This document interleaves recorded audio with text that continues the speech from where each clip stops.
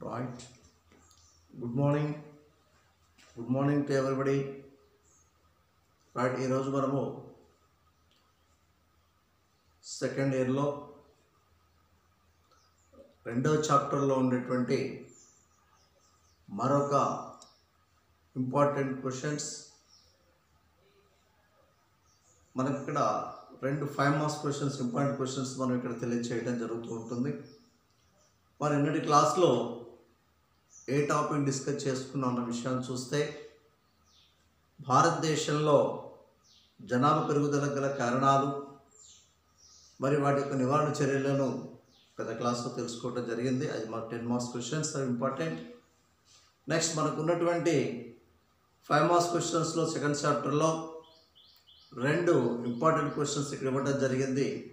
అది ఒకటి, భారతదేశంలో వృత్తుల వారి జనాభా విభజన, రెండవది భారతదేశంలో విద్యకు ఉన్నటువంటి పాత్ర. ఈ రెండు 5 మార్క్స్ క్వశ్చన్స్ ఇక్కడ మనం అధ్యయనం చేయడం జరుగుతూ ఉంటుంది. ఈ రెండు కూడా చాలా ఇంపార్టెంట్ క్వశ్చన్స్. రెండిట్లో ఏదో ఒక క్వశ్చన్ మాత్రం మనకు 5 మార్క్స్లో తప్పనిసరిగా ప్రతి ఎగ్జామ్లో ఏదో ఒక క్వశ్చన్ అడగడం మాత్రం జరుగుతూ ఉంటుంది. కాబట్టి జాగ్రత్తగా విద్యార్థులు క్లాస్ వినాలి. రైట్, నోట్స్ కూడా రాసుకోవడానికి ప్రయత్నం చేయండి. హెడ్లైన్స్ కూడా రాసుకొని చక్కగా వినడానికి ప్రయత్నం చేయండి. మనకు భారతదేశంలో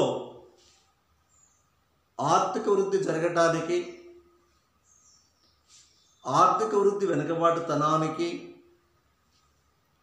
ప్రధాన కారణాలను మనం గత క్లాస్లో గుర్తు చేసుకోవడం జరిగింది. అయినప్పటికీ కూడా భారతదేశం వేగవంతంగా అభివృద్ధి చెందకపోవడానికి గల కారణాలలో భారతదేశంలో వృత్తుల వారి జనాభా విధాన పద్ధతి మరి చాలా నెమ్మదిగా ప్రధానమైనటువంటి ప్రాథమిక రంగంలో నుంచి ఇతర రంగాలకు వేగవంతంగా అభివృద్ధి చెందకపోవటమే, వేగవంతంగా మిగతా రంగాలు అభివృద్ధి చెందకపోవటమే దీని ప్రధాన కారణంగా కూడా మనం తెలియచేయటం జరుగుతూ ఉంటుంది. ఈ క్రమంలోనే భారతదేశంలో ఉన్నటువంటి ప్రజలు వారు చేస్తున్నటువంటి వివిధ కార్యకలాపాలను ఆ యొక్క జనాభా చేసేటువంటి వృత్తులను ఆధారంగా చేసుకొని, కార్యకలాపాలను ఆధారంగా చేసుకొని భారతదేశంలో వృత్తుల వారి జనాభా విభజనను ఏర్పాటు చేయటం జరిగింది. సాధారణంగా ప్రతి ఆర్థిక వ్యవస్థలో 3 రకాల వృత్తులు, రంగాలు ప్రాథమికంగా ఉంటాయని, అది ఒకటి వ్యవసాయ రంగమని, రెండవది పారిశ్రామిక రంగమని, మూడవది తృతీయ రంగమని తెలియచేయటం జరుగుతూ ఉంటుంది. వాటిని మనము వృత్తుల వారి జనాభా విభజన అనేటువంటిది 1951 వరకు, 1951 నుంచి 1991 వరకు కూడా భారతదేశంలో వృత్తుల వారి జనాభా విభజనలో అంతగా మార్పు కనిపించలేదు. స్వాతంత్ర అనంతరం ప్రణాళికల యొక్క ప్రభుత్వ పెట్టుబడుల పరిమాణాన్ని పెంచుతూ పోతున్నప్పుడు వివిధ రంగాలలో ఉండేటువంటి మార్పును అభివృద్ధి చేయటం జరిగింది. మరి ఈ క్రమంలో భారతదేశంలో 1921 నుంచి 1951 వరకు 4 దశాబ్దాల కాలంలో భారతదేశ వృత్తుల్లో 1921 నుంచి 51 వరకు మాత్రమే కాదు, 51 నుంచి 91 వరకు కూడా ఈ యొక్క వృత్తుల వారి జనాభా విభజనలో అంతగా మార్పు చవిచూడలేదన్న విషయాన్ని మనం గుర్తు చేయటం జరుగుతూ ఉంటుంది. అదే 1951 నుంచి 2010 వరకు మనం అధ్యయనం చేసినట్లయితే భారతదేశంలో ప్రధానంగా ఉండే వృత్తులు మొదటిది ప్రాథమిక వృత్తి, దాన్ని మనము వ్యవసాయ రంగం అని కూడా తెలియజేస్తాం. భారతదేశంలో ఎక్కువ జనాభా ఆధారపడి ప్రత్యక్షంగా కానీ పరోక్షంగా కానీ జీవన విధానాన్ని అలవర్చుకున్నటువంటి వృత్తి వ్యవసాయ రంగంగా తెలియచేస్తూ ఉంటాం. ఈ వ్యవసాయ రంగంలో ప్రాధాన్యత సంతరించుకొని వ్యవసాయ అనుబంధ పరిశ్రమలను, వ్యవసాయ అనుబంధ వృత్తులను, వ్యవసాయ సంబంధమైన కార్యకలాపాలను ఎక్కువ జనాభా ప్రాధాన్యత ఇవ్వడం జరిగిందన్న విషయాన్ని గుర్తు చేస్తాం. 1951కు పూర్వం 1951 నుంచి 1991 మధ్యకాలంలో చూస్తే ప్రాథమిక రంగంపై ఆధారపడిన జనాభా 82% ఉండేటువంటిది. 82%. ఈ 4 దశాబ్దాల కాలంలో పెద్దగా మార్పు ఇతర రంగాల్లో లేదు. ఎక్కువ 82% జనాభా ఆధారపడి వ్యవసాయ రంగంపై జీవనం కొనసాగిస్తున్నటువంటిది. మరి 1991కి వచ్చేసరికి 72% వ్యవసాయ రంగంపై ఆధారపడి జీవనాన్ని కొనసాగిస్తూ ఉంటుంది.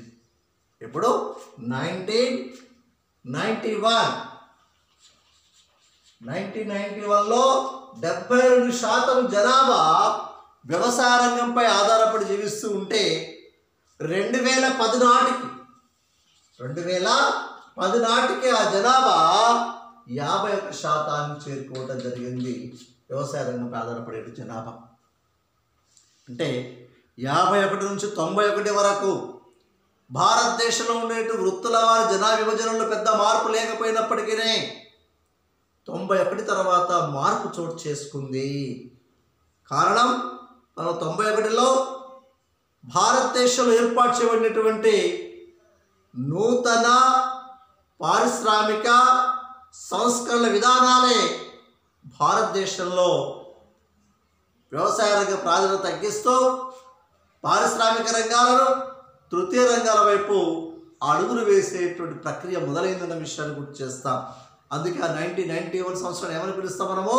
నూతన పారిశ్రామిక తీర్మానం చేయబడినటువంటి సంవత్సరంగా దాన్ని తెలియజేస్తాము. ఆ టైంలో భారత ప్రధాని మన్మోహన్ సింగ్, భారత ప్రధాని పివి నరసింహారావు, అప్పటి ఆర్థిక శాఖ మంత్రి మన్మోహన్ సింగ్ గారు ఉన్నప్పుడు భారతదేశంలో ఎల్పిజి నమూనాకు శ్రీకారం చుట్టడం జరిగింది. దాన్ని మనం సరళీకరణ, ప్రైవేటీకరణ, మరి ప్రపంచీకరణని తెలియచేయటం జరిగింది. ఈ నూతన సంస్కరణ విధానాలు వచ్చే భారతదేశంలో 72% ఉండే వ్యవసాయ రంగంపై ఆధారపడి జీవించేటువంటి భారతదేశ జనాభా వృత్తి ఏదైతే ఉంటుందో 2010 నాటికి వచ్చేసరికి 51%, దాదాపు 21% జనాభా ఆ రంగం నుంచి వైదొలగడం జరిగిందన్న విషయాన్ని గుర్తు చేస్తాం. మరి రెండవ రంగమే ద్వితీయ రంగం అంటున్నాం. ఈ ద్వితీయ రంగాన్ని మనము పారిశ్రామిక రంగం అని తెలియజేస్తాం. ఏమంటుందని? పారిశ్రామిక రంగంగా పిలువబడుతూ ఉంటుంది. ఇప్పుడే చెప్పుకున్నాం, స్వాతంత్ర అనంతరం భారతదేశంలో పారిశ్రామిక విప్లవాన్ని, పారిశ్రామిక ఉత్పత్తుల యొక్క పెరుగుదలను, వ్యవసాయ రంగంపై ఆధారపడే జనాభాను పారిశ్రామిక రంగాన్ని తరలించాలనే ఉద్దేశంతో మైకేల్ పి తొడారే ఒక నిర్వచనం ఇచ్చాడు. ఒక దేశ ఆర్థిక అభివృద్ధి జరగాలంటే వ్యవసాయ రంగం నుంచి పారిశ్రామిక రంగాలకు, పారిశ్రామిక రంగాల నుంచి తృతీయ రంగాలకు జనాభా, శ్రామిక జనాభా వలసలుగా వెళ్ళినప్పుడు మాత్రమే, తరలి వెళ్ళినప్పుడు మాత్రమే ఆ దేశాలు ఆర్థిక స్థితినే కలిగి ఉంటాయన్న విషయాన్ని గుర్తు చేయటం జరిగింది. ఈ క్రమంలోనే భారతదేశంలో పారిశ్రామిక రంగానికి కావాల్సినటువంటి పునాదులు 1991లో వేసుకొని అప్పటి వరకు 91 వరకు, స్వాతంత్రం నుంచి 1991 వరకు భారతదేశంలో ఉండేటువంటి పారిశ్రామిక రంగాలపై చేసినటువంటి వృత్తుల వారి జనాభాలో భాగము 1991లో కేవలం 11% జనాభా మాత్రమే పారిశ్రామిక రంగంపై జనాభా ఆధారపడి జీవనాన్ని కొనసాగిస్తున్నారు. అదే 1991లో 72% వ్యవసాయ రంగంపై ఆధారపడితే, అదే 1991లో 11% మాత్రమే పారిశ్రామిక రంగాలపై పారిశ్రామిక రంగాలను వృత్తిగా ఎంచుకొని జీవనాన్ని కొనసాగిస్తున్నటువంటి నాటి ఆర్థిక వ్యవస్థ భారతదేశం.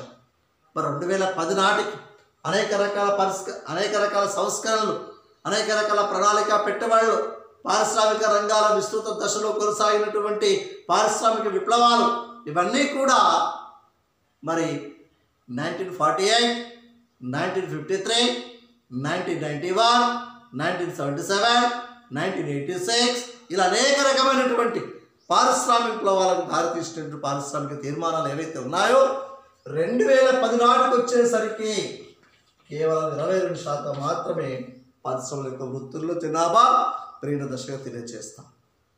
11% ఉన్నటువంటి 91లో 2010 నాటి 4 దశాబ్దాల కాలంలో పారిశ్రామిక రంగం నుంచి కదలినటువంటి శ్రామికులు జనాభా 1991 తర్వాత 2010 వరకు వచ్చేసరికి వ్యవసాయ రంగంలో ఉండే 10% జనాభా తగ్గి ఒక 10% జనాభా పారిశ్రామిక రంగాలకు వృత్తులు ఎంచుకొని జీవన విధానాన్ని ఆర్థిక అభివృద్ధిపై పరుగులు వేయటం జరిగిందన్న విషయాన్ని మనం ఇక్కడ గుర్తు చేస్తాం.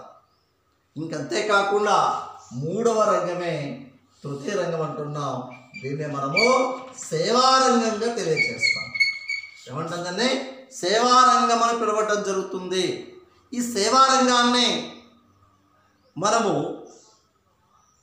భౌతికమైనటువంటి వస్తుత్పత్తులకు లేదా పారిశ్రామిక వ్యవసాయ రంగాలకు అత్యంత ప్రాధాన్యత వహించే రంగమని కూడా మనం దీన్ని పిలుస్తూ ఉంటాం. ఇవాళ తృతీయ రంగంలో ఉండేటువంటి అంశాలు, తృతీయ రంగ వృత్తులు లేకుండా ఇలా పారిశ్రామిక రంగాల అభివృద్ధిని కానీ సేవా రంగాల అభివృద్ధిని కానీ అనుకున్న తరహాలో ఆశించటము, అభివృద్ధిని సాధించడం అనేటువంటిది అది సాధ్యం కాదన్న విషయాన్ని తెలియజేస్తాం. ఇవాళ వ్యవసాయ రంగంలో, పారిశ్రామిక రంగంలో కావాల్సినటువంటి మెలకువలు, శాస్త్ర సాంకేతిక పరిజ్ఞానాలు, అభివృద్ధికి దోహదపడేటువంటి పరిశోధనలు ఇవన్నీ కూడా తృతీయ రంగానికి సంబంధించినటువంటివి. ఇవాళ తృతీయ రంగంలో విద్యావంతులైనటువంటి, మేధావులైనటువంటి, సమర్థులైనటువంటి, సామర్థ్యం కలిగినటువంటి, నైపుణ్యం కలిగినటువంటి స్కిల్డ్ లేబర్స్ తమ యొక్క విద్యా విధానాన్ని అవలంబింప చేసుకొని శాస్త్ర పరిశోధనలు అభివృద్ధి చేసి మిగతా ప్రాథమిక ద్వితీయ రంగాలను ఏ తరహాలో అభివృద్ధి చేయాలో దానివైపు అడుగులు వేస్తూ శాస్త్ర పరిశోధన కొనసాగించబడే రంగమే తృతీయ రంగంగా తెలియజేస్తున్నాం. అలాంటి తృతీయ రంగంలో 91లో ఉండేటువంటి వృత్తులుగా ఎంచుకునే సంఖ్య ఎంత అంటే కేవలము 17% మాత్రమే. ఎంతమంది? 17%. 1991లో 17% మాత్రమే ఉండేటువంటి. అదే 2014 వచ్చేసరికి 2014 వచ్చేసరికి ఇక్కడ మనకు 27%కి చేరుకోవటం జరిగింది. చూడండి, భారతదేశంలో జనాభా పెరుగుదల ఏ క్రమంలో పెరుగుతూ ఉంటుందో, పెరుగుతున్నటువంటి జనాభా, శ్రామిక నైపుణ్యం ఉన్న జనాభా ప్రాథమిక రంగాలలో తగ్గుతూ ద్వితీయ తృతీయ రంగాలలో అంటే వ్యవసాయ రంగంలో ఆధారపడే జనాభా తగ్గుతూ పారిశ్రామిక సేవా రంగాల్లో పెరుగుతున్న శ్రామిక జనాభాను ఏ దేశ ఆర్థిక వ్యవస్థలో అయితే వృద్ధి చెందుతుందో, పెరుగుదల కనిపిస్తూ ఉంటుందో ఆ దేశాలు ఆర్థికంగా అభివృద్ధి చెందుతాయన్న విషయాన్ని మనం గుర్తు చేయటం జరుగుతూ ఉంటుంది. అందుకే భారతదేశం యొక్క వృత్తుల వారి జనాభా విభజనలో ఈ 3 రకాల వృత్తులు కీలకమైనటువంటివి. ఏ దేశము ఆర్థిక వ్యవస్థ ఆర్థిక అభివృద్ధిని సాధించాలంటే ఆ దేశంలో ఉండేటువంటి ద్వితీయ తృతీయ శ్రేణి వృత్తులు ఏవైతే ఉన్నాయో ఆ వృత్తులలో ఉండే జనాభా, శ్రామిక జనాభా శాతం ఎక్కువగా ఉన్నట్లయితే ఆ దేశ ఆర్థిక స్థితి అభివృద్ధి చెందుతూ ఉంటుంది. ఇలా అభివృద్ధి చెందిన దేశాలు ఉన్నాయి. ఇలా అభివృద్ధి చెందిన దేశాలు ఫ్రాన్స్ కానీ, అమెరికా కానీ, జర్మనీ కానీ, జపాన్ కానీ, ఇటలీ కానీ, ఈ దేశాలన్నీ కూడా ఆ దేశాలు వ్యవసాయ రంగంపై ఆధారపడే జనాభా కేవలం 2 లేదా 3-4% మాత్రమే. ఫ్రాన్స్ 1% మాత్రమే వ్యవసాయ రంగంపై ఆధారపడి జీవనాన్ని కొనసాగిస్తారు. అమెరికాలో 3% మాత్రమే.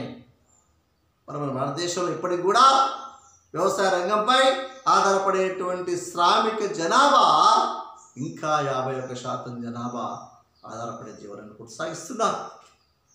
అంటే భారతదేశంలో సగం జనాభా వ్యవసాయ రంగం మీద ఆధారపడి ఉన్నారు. ఒకప్పుడు భారతదేశం యొక్క ప్రధాన వృత్తి అంటే వ్యవసాయమే, ఇప్పుడు కూడా ప్రధాన వృత్తి అంటే వ్యవసాయమే.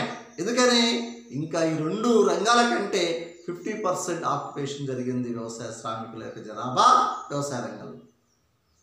ఎప్పుడైతే వ్యవసాయ రంగం నుంచే తరలి వెళ్ళి శ్రామిక జనాభా పారిశ్రామిక తృతీయ రంగాలకు వెళతారో అప్పుడు ఆ దేశాల ఆర్థిక వృద్ధిని సాధిస్తాయి, ఆర్థిక పురోగతి చెందుతూ ఉంటుందన్న విషయాన్ని గుర్తు చేయటం జరుగుతూ ఉంటుంది. ఈ క్రమంలో భారతదేశంలో ఉండేటువంటి వృత్తుల వారి విభజనను మనము 3 రకాలుగా తెలుసుకోవటం. ఆ 3 రకాల జనాభా విభజన ఎక్కడంటే ప్రాథమిక రంగము, ద్వితీయ రంగము, తృతీయ రంగాలుగా మనం వీటిని తెలియజేస్తుంటాం. ఇక మరొక ముఖ్యమైన అంశం ఏంటంటే ఆర్థికాభివృద్ధిలో విద్యకున్న పాత్ర. ఇక్కడ విద్య అంటే ఏంటి, దేని మనం విద్య అంటే? విద్య అనగానే మనం సాధారణంగా చదువు అంటాం. ఇక్కడ విద్య అంటే తెలియని విషయాన్ని తెలుసుకోవటానికి ప్రయత్నం చేసేటువంటి,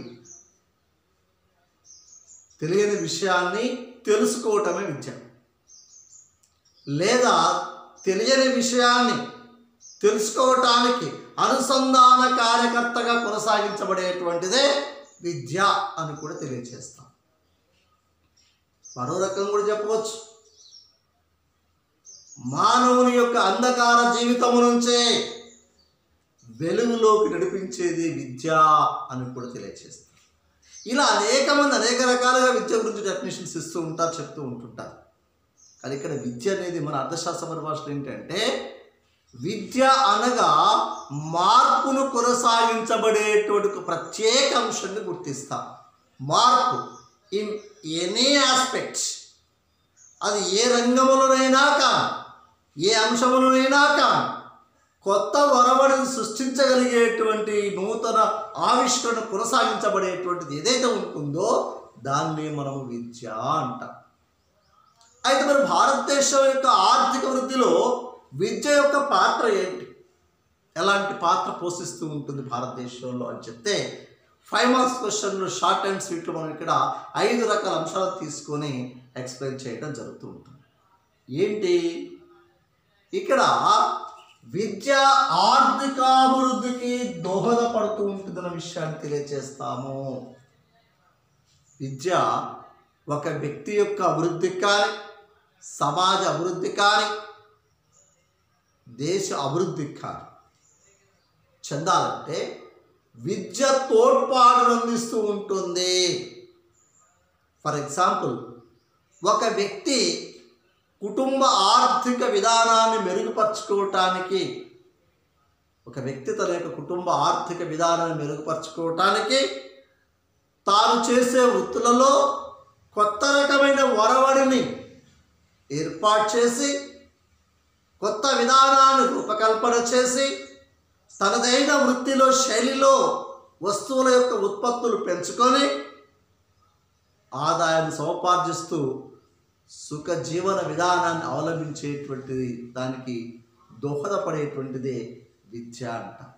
ఇక్కడ ఒక వ్యక్తి యొక్క మనుగడను ఏ విధంగా మార్పు చేస్తూ ఉంటుందో, ఒక దేశ ఆర్థిక వృద్ధికి అవి వ్యవసాయ రంగాలే కానీ, పారిశ్రామిక రంగాలే కానీ, సేవా రంగాలే కానీ, ఏ రంగాలైనా ఉత్పత్తుల పరిమాణం పెరగాలి, జాతీయ ఉత్పత్తులు పెరగాలంటే, దేశ ప్రజల యొక్క జాతీయ ఆదాయాలు పెరగాలంటే, దేశంలో ఉండేటువంటి అనేక రకమైన మార్పులు కొనసాగాలంటే, శాస్త్ర సాంకేతిక పరిజ్ఞానాలు కొనసాగాలంటే, ఒక నూతన సాంకేతిక విధానాన్ని ఆవిష్కరించాలంటే వీటన్నింటికి కారణం ఏంటి? ఇక్కడ విద్య కీలకమైన అంశంగా తెలియజేస్తుంటాం. అందుకే మైకల్ పి తొడారే అంటాడు, స్మిత్ అండ్ తొడారే ఏమంటారంటే, ఒక దేశ పురోభివృద్ధికి ఆ దేశంలో విద్యను అవలంబిస్తున్న విధానం, విద్యకిస్తున్న ప్రాధాన్యతను, విద్యాభివృద్ధి దేశ ఆర్థికాభివృద్ధిగా తెలియజేస్తాం.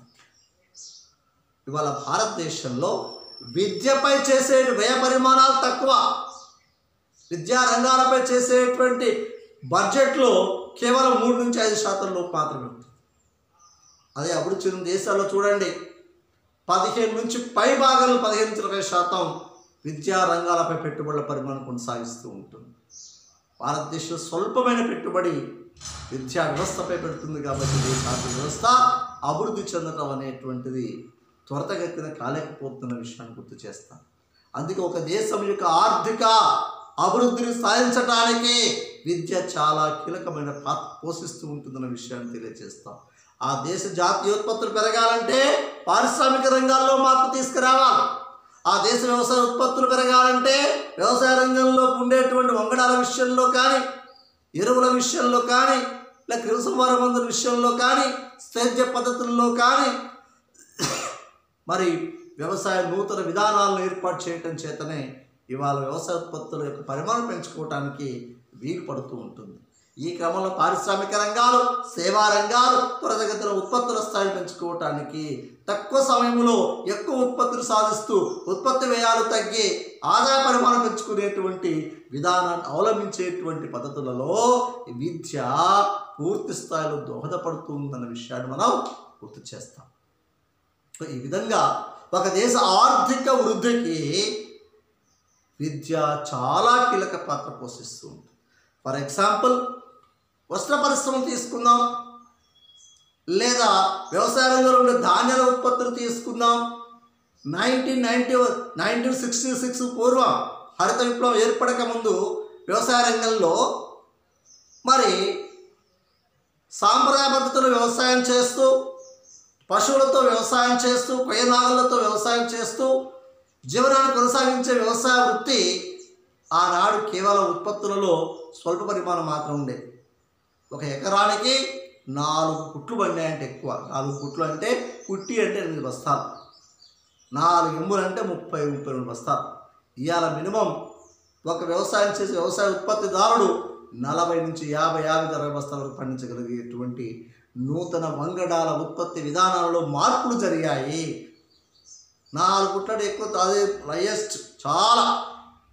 ఇవాళ ఉత్పత్తుల్లో మార్పులు తీసుకురావటం జరిగింది. పారిశ్రామిక రంగాల ఉత్పత్తులు పెరిగాయి. పెరుగుతున్న జనాభాకు అనుగుణంగా వస్త్రాల యొక్క ఉత్పత్తుల పరిమాణం నాటికి నేటికి మగ్గాలపై, చేనేత మగ్గాల వస్త్రాలు వేసేటువంటి ఇవాళ యంత్రాలపై వస్త్రాలను తయారు చేసే ఉత్పత్తి పరిమాణం పెంచుకున్నాం. సాంకేతికమైన అభివృద్ధిని సాధించగలిగాం. దీంతో వస్త్ర కొరత, వ్యవసాయ రంగంలో మెలకులతోటి ఆహార కొరత, ఇలా అనేక రకమైనటువంటి విధాన పద్ధతులలో ఇలా విద్య ప్రాధాన్యత వహిస్తూ ఉంటుందన్న విషయాన్ని తెలియజేస్తుంది. ఇక మరో రెండో అంశం ఏంటంటే విద్య ఆదాయ అసమానతలను తగ్గింపు చేస్తూ ఉంటుంది. విద్య నేర్చుకున్నటువంటి వ్యక్తి, విద్యను అభ్యసించినటువంటి వ్యక్తి తన యొక్క జీవన విధానంలో అభివృద్ధి దశలు ఏ విధంగా ఉండాలో ఆలోచన చేసుకుంటూ ధనిక పేద అనే వ్యత్యాసం లేకుండా విద్యను అభ్యసించినటువంటి వ్యక్తులు ఎవరైతే ఉంటారో ఇలా ఆర్థిక అసమానతల నుంచి బయటపడి అభివృద్ధి సాధించడానికి తోడ్పాటు అందించగలుగుతూ ఉంటుంది.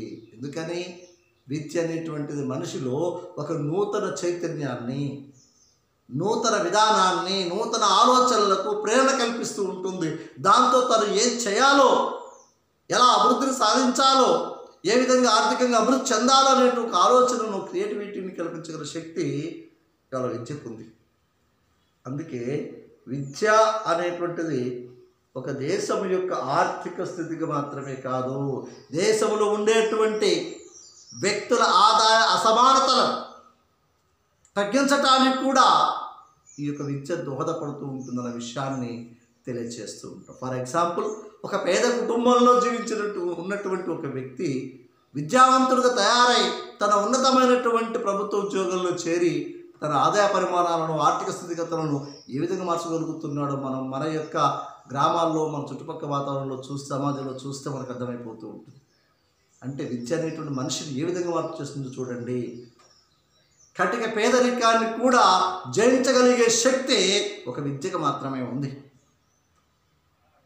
అందుకే విద్య ఉన్నతికి, అది వ్యక్తుల ఉన్నతికి కానీ, సమాజ ఉన్నతికి కానీ, దేశ ఉన్నతికి కానీ దోహదపడేటువంటి అంశంగా మనం దీన్ని తెలియజేస్తూ ఉంటాం.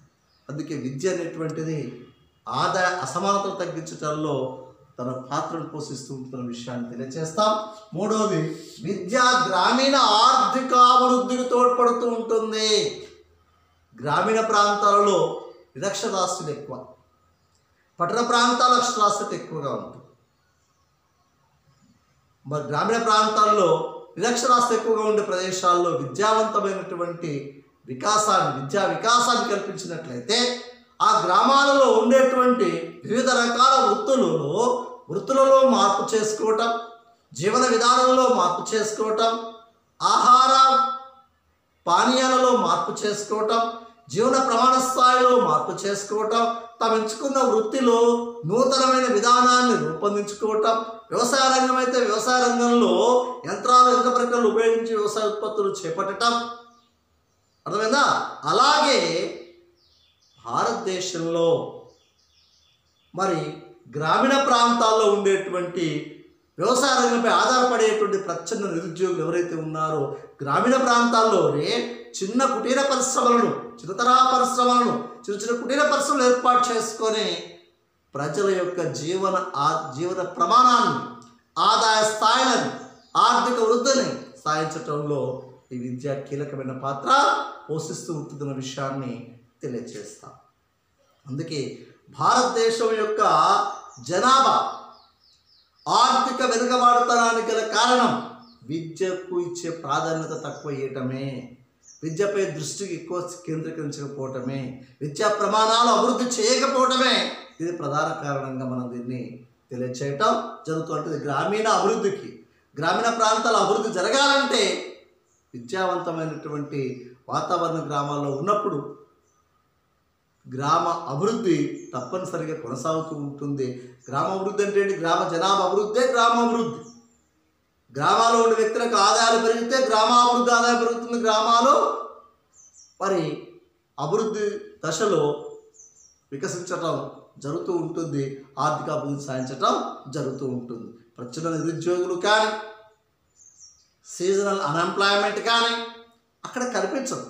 ఆటోమేటిక్గా మిగతా సమయంలో కుటీర పరిశ్రమల వైపు తమ శ్రమను ఉపయోగించి ఆర్థిక వృద్ధిని సాధించుకోవటంలో, ఆదాయం సమకూర్చుకోవటంలో నిమగ్నమై ఉంటారు.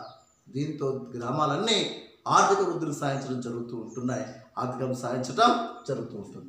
మరొకటి, విద్య ద్వారా కుటుంబ నియంత్రణ పద్ధతులు అవలంబించడానికి దారి తీస్తూ ఉంటాయి. ఎప్పుడైతే గ్రామీణ ప్రాంతాలలో, పట్టణ ప్రాంతాలు ఆటోమేటిక్గా అక్షరాస్యత ఉంటుంది, విద్యావంతులు ఉంటారు, పారిశ్రామిక రంగంలో పనిచేస్తుంటారు, పరిమిత కుటుంబాన్ని ఆలోచిస్తుంటారు, పరిమిత సంతానానికే ప్రాధాన్యత ఇస్తారు. మరి గ్రామీణ ప్రాంతాలలో విద్యావంతులైనట్లయితే, గ్రామ ప్రాంతాల్లో కూడా కుటీర చిత్ర పరిశ్రమలు ఏర్పాటు చేసుకున్నట్లయితే, గ్రామ ప్రాంత ప్రజల యొక్క స్త్రీలు, బాలికల యొక్క విద్యా నమోదు శాతం పెంచుకున్నట్లయితే ఆటోమేటిక్గా వివాహ వయసు పెరుగుతుంది, సంతానోత్పత్తి రేటు తగ్గుతుంది.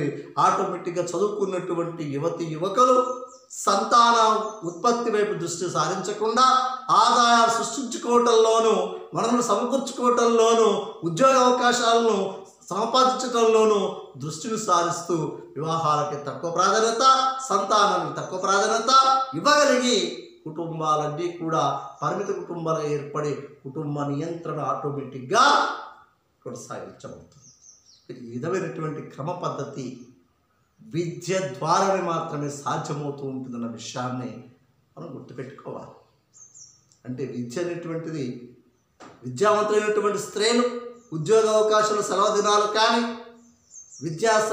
మరి ప్రసూతి సమయాలలో మరి తను కోల్పోయే పరిదినాలు కానీ ఇవన్నీ నష్టంగా ఉంటాయి. కాబట్టి పరిమితమైన సంతానాన్ని, పరిమితమైన కుటుంబాల వైపు ఆలోచన చేసి సంతానోత్పత్తి రేటు తగ్గించుకొని, సంతానాన్ని తగ్గించుకొని తమ యొక్క ఆర్థిక స్థితిని మెరుగుపరచుకునే ప్రయత్నం చేస్తూ ఉంటుంటారు.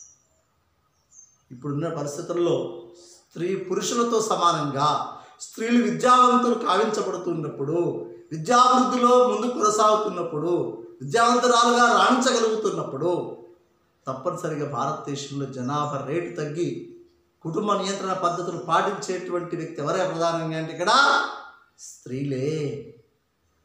ఒకప్పుడు మూఢనమ్మకాలు, ఆచారాలు, సాంప్రదాయాలు, కుటుంబ పెద్దల యొక్క ఆలోచన విధానాలు వాటన్నింటికి స్వస్తి పలికి యువతి యువకులే సరైన నిర్ణయం భర్త భార్య యువతి యువకులకే మొదటిలోనే కౌన్సిలింగ్ ఏర్పాటు చేయటం చేత, పరిమిత సంతానం వైపు ఆలోచిస్తూ ప్రోత్సాహకాలు ఏర్పాటు చేయటం చేత ఉద్యోగ రాయితీలు కానీ, పదవులు కానీ, రాజకీయపరమైన జోక్యాలు కానీ అన్ని రంగాల్లో పరిమితమైన సంతానానికి ప్రాధాన్యత ఇవ్వటం చేత ఇవాళ విద్యావంతులైనటువంటి స్త్రీ పురుషులు పరిమితమైన సంతానం ఆలోచిస్తూ కుటుంబ నియంత్రణను స్వయంగా తమకు తామే కుటుంబ నియంత్రణ పడుగులు వేయటం జరుగుతూ ఉంటుంది విద్యావంతులైనటువంటి యువతి యువకులు.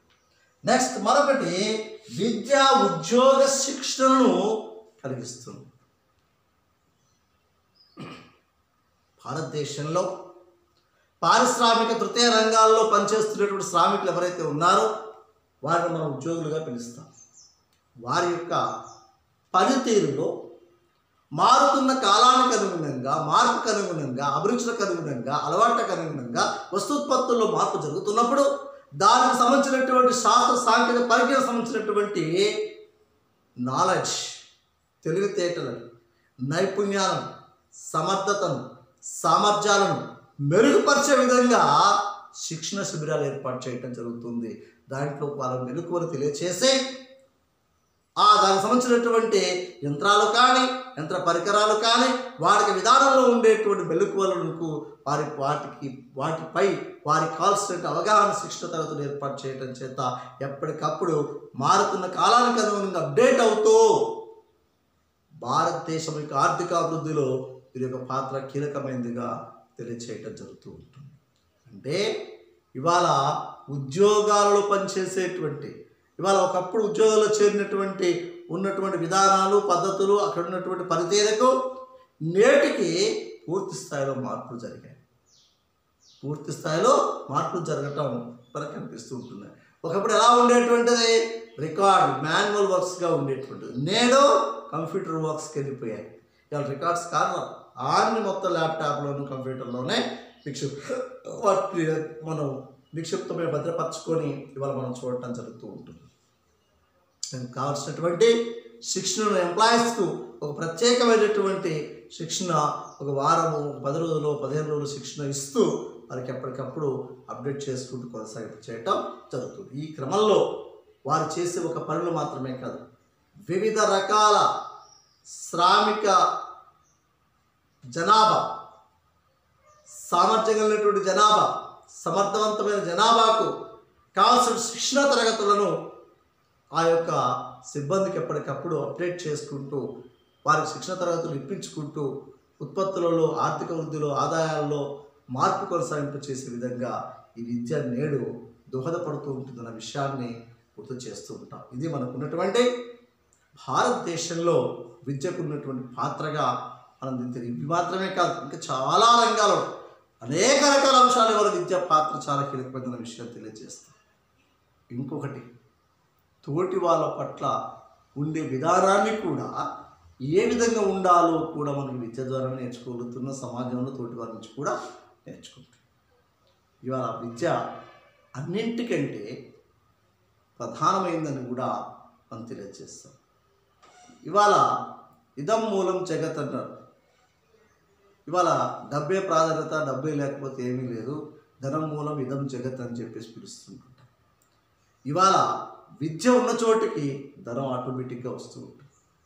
కానీ విద్య చేత మనకున్నటువంటి తెలివిని, మనకున్నటువంటి నిక్షిప్త మన అంతర్గతంగా దాగున్నటువంటి తెలివితేటలను వెలికి తీసే శక్తి విద్యకు ఉన్నది. కాబట్టి ఆ విద్య చేత మన మెలకువలను వెలుగులోకి తీసుకొచ్చుకొని వెలుగైన జీవితాన్ని కొనసాగింపచేయటంలో ఈ విద్య చాలా కీలకమైన పాత్ర పోషిస్తూ ఉంటుందన్న విషయాన్ని మనం తెలియజేస్తూ ఉంటాం. ఇది మనకు ఉన్నటువంటి మరి ఈరోజు 2 టాపిక్స్, 5 మార్క్స్ క్వశ్చన్స్.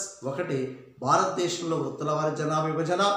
రెండవది, భారతదేశంలో విద్యకు ఉన్న పాత్ర ఏంటో తెలుసుకోవడం జరిగింది.